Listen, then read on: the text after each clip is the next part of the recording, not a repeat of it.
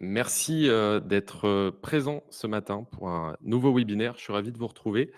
On va parler ensemble, d'un sujet, que je trouve passionnant lorsqu'on a des un établissement ou des établissements, physiques, puisqu'on va parler de la collecte en magasin, en agence, la collecte en établissement de manière générale, et on va notamment parler du QR code. On va voir que, le QR code, peut avoir un pouvoir pour vous permettre, de développer votre réputation au-delà des avis Google, dont on va parler, également bien sûr, hein, qui doit faire, partie de votre stratégie, globale, mais, qui ne doivent pas votre stratégie ne doit pas se limiter, on va le voir pour plusieurs raisons, seulement aux avis, de Google. Avant de rentrer dans le vif du sujet, pour ceux qui nous découvriraient, ce matin, donc Custplace, nous sommes une plateforme de gestion des avis, mais de manière, plus globale de gestion de l'e-réputation et de mesure, de, l'expérience client. On se définit de plus en plus comme une plateforme de, marketing local tout en un, puisqu'on accompagne, nos clients, surtout nos clients réseau, mais pas que, sur les sujets de la visibilité en ligne et on va en parler notamment, lors de ce, webinaire. Si vous êtes là ce matin, c'est qu'a priori, vous êtes convaincu de l'intérêt de collecter des avis, mais pour introduire, cette présentation, c'est toujours bien de faire un petit récapitulatif, concernant donc l'intérêt d'avoir une bonne réputation. Le fait de collecter des avis a tout d'abord un intérêt de mesure de l'expérience client. Vous allez me dire, pour ça, il y a des enquêtes de satisfaction, c'est vrai, mais les avis, c'est un moyen complémentaire de collecter de la data pour vous permettre de mettre en lumière la satisfaction de vos clients et surtout comprendre s'il y a d'éventuels irritants ou points de friction et aussi, bien sûr, les points forts ou les points d'enchantement que peuvent avoir vos clients envers votre marque. Donc ces avis sont souvent, s'apparentent à une question ouverte. C'est pas orienté contrairement à une enquête et donc ça permet aux clients de laisser, un commentaire, un verbatim assez libre qui est riche, comme je le disais en termes d'informations. Donc ça, c'est le premier élément. Deuxième élément et le troisième se rejoignent, c'est plutôt avec un prisme marketing. Ça va vous permettre d'accroître votre notoriété, de développer donc votre réputation, hein, par définition et in fine, l'objectif étant de générer plus de trafic, en magasin, d'avoir plus de prospects, de les rassurer, je dis en magasin, mais ça peut aussi être en ligne, hein, bien sûr. Il faut savoir que les avis, alors pour vous donner une statistique assez rapide, généralement, on l'a en tête, c'est bien de le rappeler. Aujourd'hui, c'est 90 des internautes, qui vont lire les avis, et qui vont être influencés par ces derniers avant de prendre la décision de se rendre dans l'un de vos magasins, dans l'une de vos agences, dans l'un de vos établissements, ou alors, de réaliser un acte d'achat, sur votre site web, de, vous passer, un appel téléphonique, de faire une demande de devis et cetera, d'avoir une interaction de manière générale avec, votre marque. Ils vont avant cela aller consulter ses preuves sociales et être rassuré ou pas, bien sûr, selon, la note et selon la nature des avis que vous allez, pouvoir, mettre en avant et diffuser. Donc c'est l'un des piliers, aujourd'hui, pas le seul bien sûr, hein, mais du marketing pour vous permettre encore une fois de rassurer, vos prospects et d'attirer et d'être un vecteur direct de, business. Généralement, c'est, des éléments qu'on a plutôt bien en tête quand on est, directeur, directrice marketing, responsable marketing ou lorsqu'on est, responsable de sa propre entreprise. Généralement, on n'a plus trop en 2025 à convaincre sur ce point et encore que, c'est toujours bien de faire un petit rappel. Alors comment collecter, aujourd'hui des avis clients? Il existe, bien sûr plusieurs, plusieurs canaux, pour aller, toucher, si j'ose dire, vos clients et leur permettre donc de s'exprimer, suite à une expérience vécue avec vous. Premier point, enfin premier canal le plus répandu, le plus classique, quel que soit votre secteur d'activité, C'est le mailing, hein. L'email, reste un grand classique, quelle que soit son activité, quelle que soit sa typologie de clientèle. Généralement, ça concerne tout le monde. Il a beaucoup d'avantages car, le coût d'un email est, assez faible et c'est un usage, encore une fois, qui est, assez courant. Les clients sont habitués d'être sollicités par email et de pouvoir laisser, donc leur avis. L'inconvénient de ce canal, c'est qu'il est donc très prisé aussi, par vos, confrères, par les autres, par tout type d'entreprise et donc naturellement vos clients qui sont, clients d'autres, entreprises, sont habitués, enfin peuvent être en tout cas parfois sursollicités et ça peut amener une certaine lassitude. On retrouve aussi le SMS. Le SMS qui est un canal intéressant car il permet d'avoir des taux d'ouverture proches de 100. On a, ce réflexe, hein, quand on reçoit un texto de l'ouvrir, donc on est proche des 100. En moyenne, je crois que c'est 95, enfin dans ces eaux-là. Ça ne veut pas dire que les taux de collecte sont toujours, très, comment dirais-je? Très développés ou en tout cas très grands. Pardon, je ne trouvais pas mon terme. Ça va dépendre des secteurs d'activité, ça va dépendre de la typologie de clientèle, ça va dépendre de plusieurs facteurs. Au plus on est jeune, au plus, au moins on sera choqué ou en tout cas on trouvera ça moins intrusif de recevoir un SMS. Peut-être qu'au plus on est avancé dans l'âge, au plus ça nous paraît intrusif. Donc, ça peut venir, si vous voulez, en complément d'une stratégie, d'emailing, mais, on a tendance à pas le recommander comme un moyen de sollicitation unique en tout cas. Troisièmement, ce qu'on va appeler les intégrations sur mesure, hein, les pop-in, des widgets, dans une interface web, déjà existante, donc sur un site web ou sur, un espace Mon compte. À l'issue, par exemple, d'une commande qui a été effectuée en ligne, on peut faire apparaître un widget pour collecter l'avis à un moment où, le client est disponible. On va retrouver ensuite des moyens de collecte plus, directs, si j'ose dire, comme par exemple l'appel téléphonique ou le SVI. C'est, le serveur vocal interactif. Donc c'est intéressant en termes de taux de retour. En revanche, ça demande des moyens, humains, notamment pour l'appel. Le SVI non, mais plutôt des moyens techniques et parfois c'est un coût qui est loin d'être neutre. Pareil pour le SMS d'ailleurs. L'inconvénient du SMS, c'est qu'il est au-delà du côté qui peut paraître intrusif pour une catégorie de personnes, c'est qu'il a un coût qui est loin d'être négligeable. On parle de plusieurs centimes par SMS. Alors, vous imaginez quand on sollicite des milliers ou des dizaines de milliers de personnes, ça peut vite chiffrer et amener une facture assez importante. Donc je reviens sur le côté, sollicitation directe via nos appels. Il y a aussi un 3e point, un 5e plutôt et 6e, canal, ce dont on va parler en longueur ce matin, notamment la collecte in situ que j'évoquais en préambule, via une tablette ou une borne, mais ça peut engendrer un coût assez important, alors que le QR code, eh bien, est le moyen, peut-être, le moins cher pour une collecte in situ et qui va permettre d'avoir des résultats assez intéressants. C'est, ce qu'on va évoquer ce matin en longueur, si tant est qu'on utilise le bon QR code. Notre constat, pour, avoir développé ce QR code intelligent que je vous présente juste après, a été le suivant. On remarque qu'il y a souvent une différence de vision entre le local et le national. Alors le national, c'est-à-dire, au niveau du siège, au niveau des directions marketing et le local, bah, ça va être les responsables et directeurs de magasins. Ça ne veut pas dire que l'un a tort et l'autre a raison. Au contraire, ça veut juste dire, qu'on n'a pas tout à fait les mêmes priorités. Au niveau du siège, en tout cas, c'est ce que nous, on constate, c'est ce qu'on nous relate, régulièrement.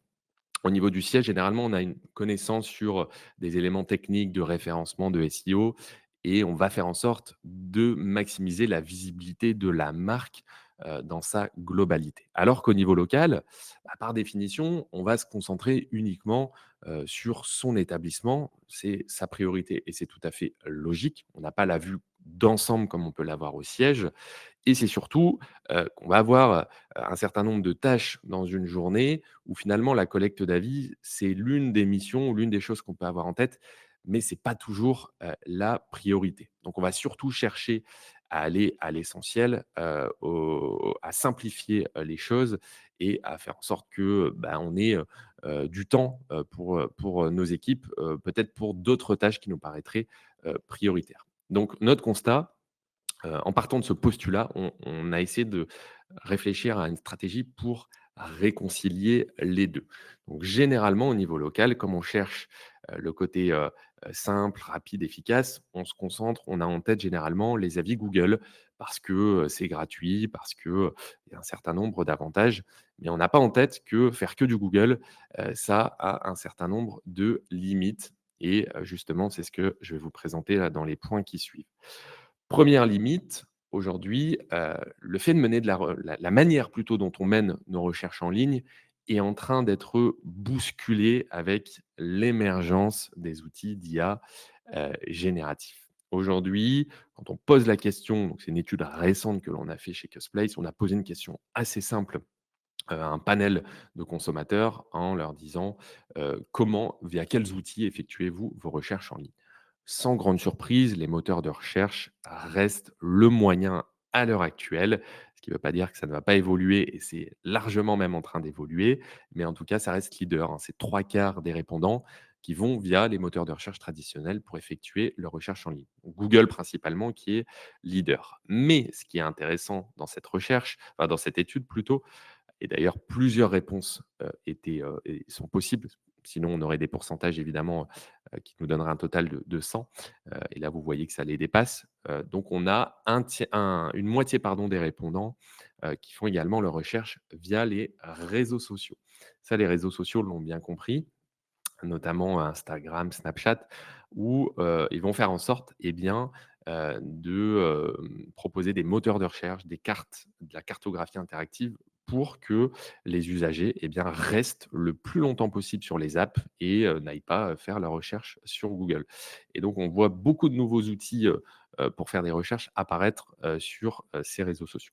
Mais ce qui est encore plus intéressant dans cette étude, c'est qu'on a déjà un tiers des répondants qui, en plus d'aller sur les moteurs de recherche, sur les réseaux sociaux, vont également, sur des outils, d'IA type, ChatGPT, Claude, Perplexity, Mistral AI. Bon, je ne vais pas tous vous les citer, vous le savez, il y en a évidemment plusieurs, mais c'est déjà un tiers des répondants. Donc c'est une stat qui est intéressante et potentiellement, ils vont pouvoir vous trouver si la stratégie d'e-réputation est bien menée, ils vont pouvoir vous trouver également, sur ces outils-là. Mais si on se limite à faire que du Google, que des avis Google, on ne sera pas forcément visible, sur ces outils qui sont, je le rappelle, des concurrents, à Google. Donc Google va mettre en place un certain nombre de garde-fous pour bloquer l'accès à ChatGPT, pour ne pas aller prendre de l'information sur son moteur de recherche, et donc, si vous misez tout sur Google, bah, finalement, il se peut que votre réputation soit invisibilisée, finalement, sur ces, IA, génératives. D'où l'importance, et j'y viens au fur et à mesure de la présentation, mais de pouvoir compléter votre stratégie d'avis Google avec d'autres avis et c'est ce qu'on va proposer notamment, via ce fameux QR code intelligent. Autre point, important et intéressant, on a accès à une version bêta de Google qui intègre sa propre intelligence artificielle que vous connaissez peut-être, qui est Gemini, dans son moteur de recherche. C'est ce qu'on appelle l'AI Overview. C'est une fonctionnalité qui est déployée depuis déjà un petit bout de temps aux États-Unis, un peu plus d'un an, et qui tarde à arriver, en France, mais qui est déjà dispo en Europe, dans certains pays.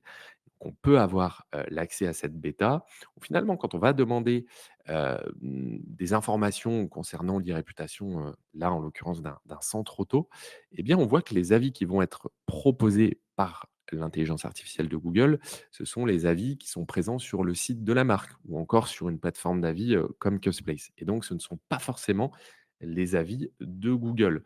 Google veut finalement, adopter une posture de neutralité et donc ne va pas forcément, diffuser ou en tout cas mettre en avant ses propres avis. Donc c'est un point également intéressant à avoir en tête. Autre spécificité quand on fait que du Google, c'est qu'on va snober, le terme est un peu fort, je le sais, mais c'est volontaire, sans le vouloir, 2 tiers de sa clientèle. car tout le monde n'a pas aujourd'hui un compte Google ou un compte Gmail et c'est un prérequis imposé par le géant américain pour pouvoir laisser un avis, sur l'une de vos fiches. Et donc c'est dommage évidemment de se passer d'un potentiel de 2 tiers d'avis supplémentaires, sous prétexte qu'on n'ait pas le bon email, pour pouvoir, s'exprimer. Autre élément à avoir en tête, Google a préempté depuis 10 ans le marché de la visibilité locale avec les fiches établissements. Vous le savez, je le disais au niveau local, on se concentre bien souvent, sur des avis Google que du QR code Google et on n'a pas forcément en tête ou envie, d'aller chercher des avis sur, d'autres médias parce qu'on se dit que c'est Google le plus important. C'était vrai jusqu'à, il y a peu de temps, mais je le disais, les codes sont en train de changer avec l'émergence de l'IA et d'autres plateformes qui veulent concurrencer Google au niveau de la visibilité locale. Et c'est le cas d'Apple qui a sorti depuis 2 ans maintenant, c'était en 2023, un service, de visibilité locale qui fonctionne sensiblement comme Google, à savoir, des fiches établissements dans son écosystème Apple Plan. Ces fiches, on les appelle Apple Business Connect pour avoir un petit rappel, hein, avec Google Business Profile et ces fiches donc, je le disais, fonctionnent de la même manière, à savoir le nom on retrouve le nom de l'établissement, on va retrouver, des photos, du multimédia, donc de la vidéo, on va retrouver l'adresse, les horaires d'ouverture. C'est en quelque sorte un mini site à l'instar de ce que vous avez, sur Google.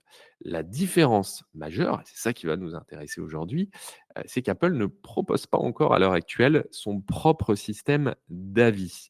Mais il est bien sûr important, voire même indispensable, de diffuser des avis pour montrer une certaine attractivité, de la fiche et donc Apple va aller agréger des sources tierces qu'il juge comme légitimes afin de présenter une e-réputation pour les fiches établissements présentes dans son écosystème.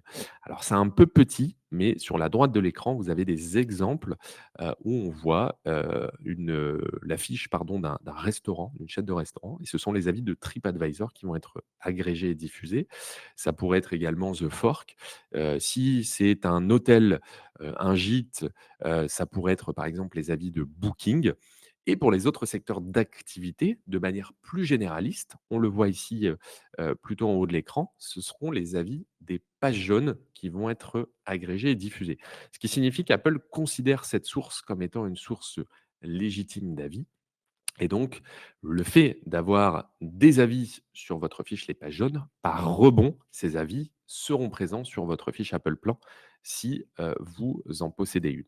Aujourd'hui, stat à avoir en tête, à l'échelle mondiale, on parle de 2 milliards, en tout cas c'est ce que revendique Apple, 2 milliards d'appareils actifs, dont 1 milliard d'iPhone. Donc ça montre la portée que peut avoir ce canal, on va dire, de visibilité locale et l'importance de pouvoir se positionner.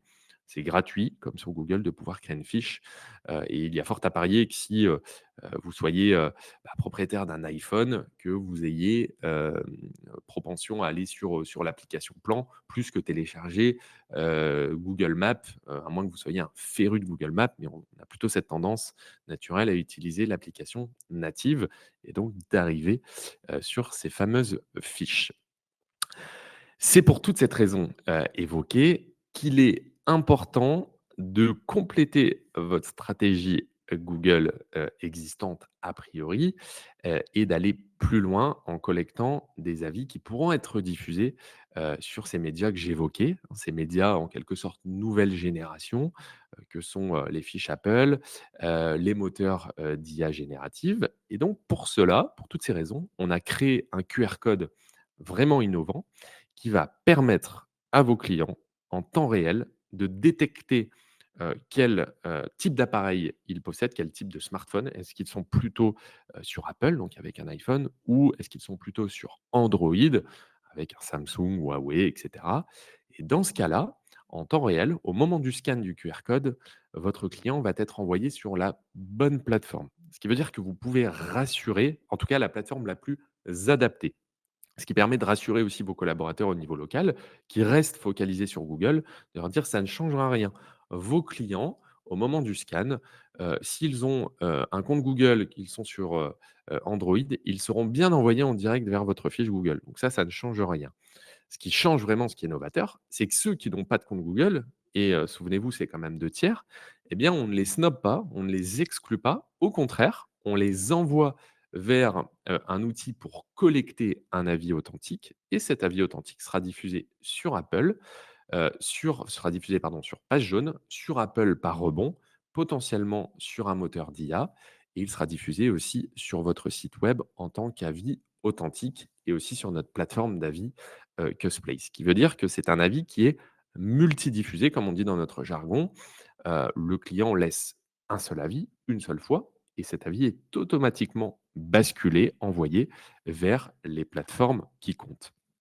On va aller encore plus loin même, puisque potentiellement, lorsque vous êtes sur un iPhone, ce qui est mon cas, j'utilise Safari, quand j'ai une recherche à faire depuis mon téléphone et je n'ai pas mon compte Google de connecter sur mon iPhone. En revanche, quand je suis sur mon ordinateur, là, j'utilise Google Chrome et là, j'ai bien mon compte Gmail, de connecté. Ce qui veut dire que si je me rends dans votre magasin et que vous utilisez notre QR code intelligent, eh bien, il y a de fortes chances que je sois envoyé directement, vers l'avis authentique qui sera envoyé vers page jaune, Apple et cetera. Mais pour autant, j'ai quand même un compte Google, je suis juste pas connecté sur mon iPhone. Donc c'est dommage de ne pas pouvoir aussi m'exprimer sur ce média-là. Et bien pour ça, on va envoyer, à l'issue de la collecte d'un avis authentique, un mail à votre client et il pourra, dans un second temps, quand il sera sur son ordinateur ou à un autre moment, s'exprimer également sur la fiche Google. Donc en synthèse, l'idée, de cette, petite révolution, encore une fois est, de dire, au niveau local: «On continue ce qu'on a toujours fait, on a juste à remplacer un QR code par un autre. Vous continuez de faire du Google» et encore une fois, pour ceux qui n'ont pas de compte, eh bien, on ne les délaisse pas, ils auront la capacité aussi de s'exprimer. Alors, je vous montre tout ça, en vidéo, pour vous montrer très concrètement le fonctionnement, de ce QR code. Donc vous voyez, là, on est dans le cas de figure où, on laisserait un avis authentique où, notre client n'aurait pas de compte, Google.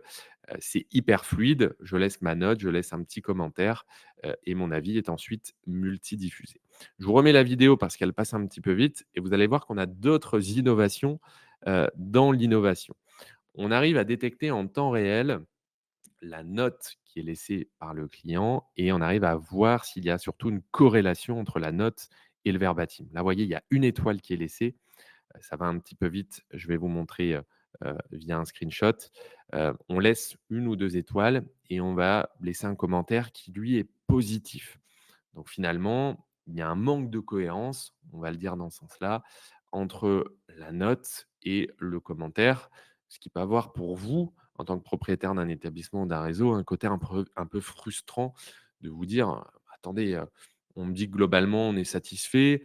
Bon OK, la musique était un peu forte, mais voilà, globalement l'expérience a été bonne et on me met 2 étoiles». C'est pas très logique.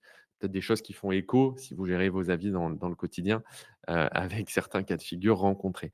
Et donc là, on va proposer un message au client en lui disant: «Attention, on remarque que votre commentaire pourrait ne pas correspondre parfaitement à votre note et donc on propose d'indiquer une note qui serait plus, heu, en adéquation, on va dire, avec le verbatim». L'idée n'étant pas du tout d'essayer de biaiser ou de faire en sorte que vous ayez, que des bonnes notes. C'est pas ça. Au contraire, l'idée étant de rétablir le niveau de satisfaction. Encore une fois, vous avez parfois des clients qui sont durs en affaires, qui vous laissent une mauvaise note, alors que pour autant, ils ont été plutôt satisfaits de leur expérience. Évidemment, il n'y a aucune obligation. Le client peut choisir de garder sa note. Il y a pas du tout, on ne force pas, à mettre que du positif, mais on va juste attirer son attention. Et enfin, une troisième innovation, le fait de proposer, des, thématiques en fonction de votre secteur d'activité, en fonction de la note qui est laissée, de suggérer des thématiques au client pour lui faire gagner du temps dans la rédaction. Quand vous laissez un avis sur une fiche Google, vous êtes en capacité de ne laisser qu'une note. Vous savez, vous laissez que les étoiles sans pour autant laisser de verbatim. Via le QR code intelligent, quand vous allez collecter un avis authentique, pas un avis de Google, hein, mais vraiment un avis authentique, page jaune, sur votre site, sur les moteurs de recherche, sur Apple, eh bien, on va demander un verbatim pour pouvoir, finalement analyser l'expérience vécue par vos clients et améliorer le référencement, avoir un contenu qui est plus riche. Mais parfois, les clients n'ont pas trop d'idées sur ce qu'ils veulent, inscrire ou vous laisser en termes de commentaires. Donc pour cela, on leur propose, on leur suggère, plusieurs, thématiques, hein, plusieurs, verbatim, ce qui va permettre de fluidifier aussi la dépose de leur avis. Concrètement, maintenant qu'on a vu le mode de fonctionnement de ce QR code intelligent, vous allez me dire quels sont les avantages, pour mon entreprise, pour mon commerce ou pour mon réseau? Eh bien, tout d'abord, c'est de réconcilier, si tant est qu'il faille réconcilier, bien sûr, ce qui est peut-être pas toujours le cas, mais le siège avec le local. En tout cas, d'essayer d'être aligné et de faire, chacun un pas, l'un vers l'autre et de dire: «Voilà, on fait du Google, mais pas que», parce qu'on sait aujourd'hui, qu'il y a d'autres médias de visibilité locale et qu'il est important d'avoir une stratégie finalement qui soit, globale. Ce qui va permettre d'améliorer votre visibilité et votre référencement. Par définition, le fait d'être présent sur plusieurs médias, vous maximisez vos chances d'être trouvé. Encore une fois, vous avez bien sûr, les clients qui sont habitués ou les internautes habitués à aller sur Google, mais on l'a vu, il n'y a plus que Google en 2025, qui sait gérer de la visibilité, locale. On a les moteurs de recherche, génératifs, on a, des, médias comme, Apple Plan et d'autres et donc il est important de pouvoir rayonner en termes d'e-réputation sur plusieurs, plateformes. Concrètement, l'impact que ça aura sur, votre réseau, c'est de permettre une collecte assez fluide et rapide, 30 secondes pour déposer un avis. Alors quand on a vous allez me dire quelle est la différence, par rapport à notre stratégie juste d'avis Google? Et bah, quand vous faites que de l'avis Google, si on est connecté, ça peut être rapide. Mais si vous avez un client qui veut absolument vous laisser un avis et qui n'a pas de compte Google, bah, il va devoir en créer un, ou il va devoir se connecter, et cetera. C'est un petit peu fastidieux.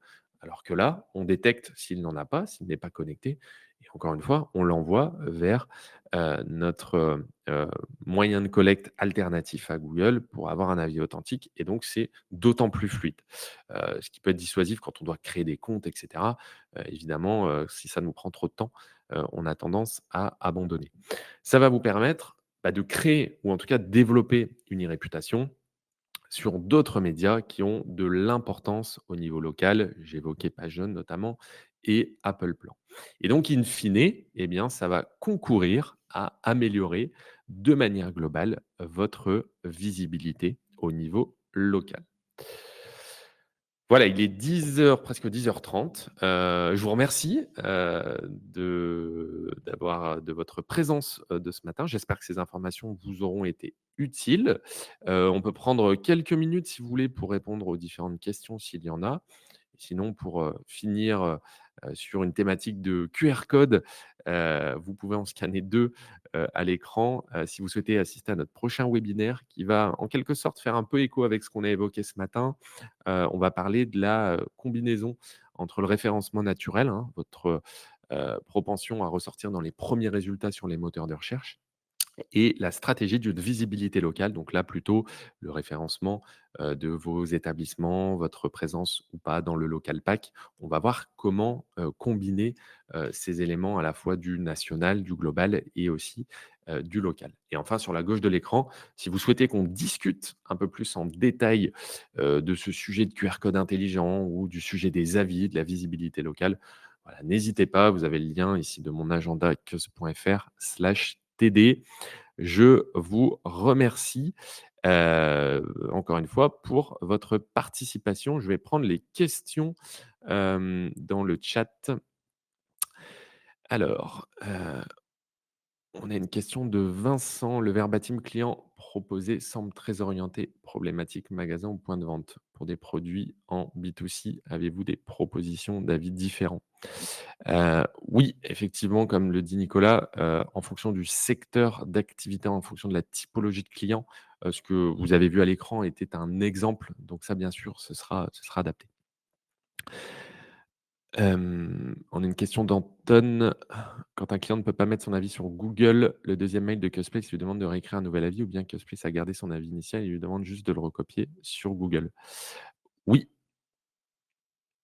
tout à fait. Nicolas vient de répondre. Effectivement, on va garder l'avis initial et on lui demande juste de le recopier, sur Google.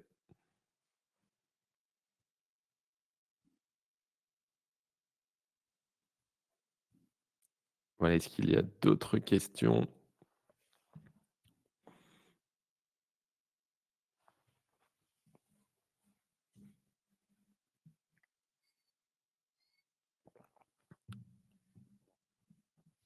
Alors, question de Sébastien. Je n'ai pas compris comment générer ou créer ce QR code intelligent.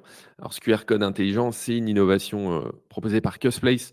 C'est quelque chose qui n'est pas libre d'accès pour le coup. Il faut nous contacter pour en savoir plus afin de pouvoir le mettre en place. C'est vraiment une innovation que l'on a déployée. Donc, vous voyez le lien de mon agenda, je vous le mets là. Sébastien, si vous souhaitez qu'on en parle un petit peu plus en détail, n'hésitez pas à cliquer sur le lien suivant.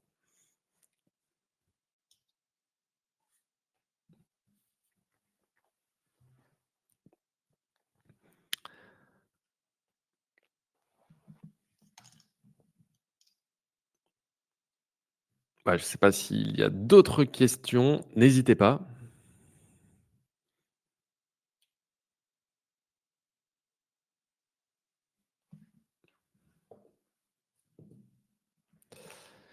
Alors c'est, payant, à un prix, qui sera adapté naturellement, à la taille de votre réseau. Si vous avez un réseau ou, un seul établissement, heu, qui sera un prix, tout à fait abordable, par rapport à ce que ça vous permet encore une fois d'obtenir en termes de résultats. Donc je ne peux pas vous donner une réponse très précise et très claire, parce que, ça va vraiment dépendre de la taille, de votre réseau. Mais encore une fois, Jessica, on peut en discuter. N'hésitez pas à me solliciter. Je vous remontre tout ça un peu plus en détail. On discute de votre secteur d'activité, de vos spécificités métiers, et cetera et je pourrais vous donner un prix à ce moment-là.